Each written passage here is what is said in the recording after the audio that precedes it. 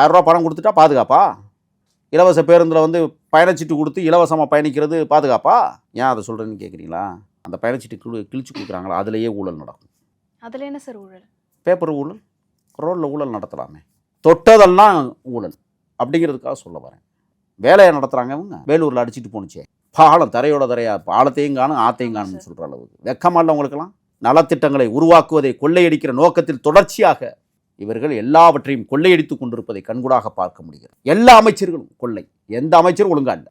அப்போ திட்டமிட்டு இந்த தமிழ்நாட்டை சுரண்டி கொடுக்கிற இயக்கமாக திராவிட முன்னேற்ற, அவங்க அப்பா பேசுகிறாரு, தமிழ்நாடு முதலமைச்சர் மாண்புமிகு ஸ்டாலின் அவர்கள் ஒரே சூரியனா, ஒரே நிலாவா, ஒரே திமுக. ஒரு திமுக தான் இருக்க முடியும். 2 திமுக இருந்தால் தேர்தல் கமிஷன் ஆப்பு வச்சுருவான். அது தெரியாது உங்களுக்கு? 2 சூரியன் வந்தால் உலகம் தாங்க, அது 2 நிலவு இருந்தாலும் உலகம் தாங்க.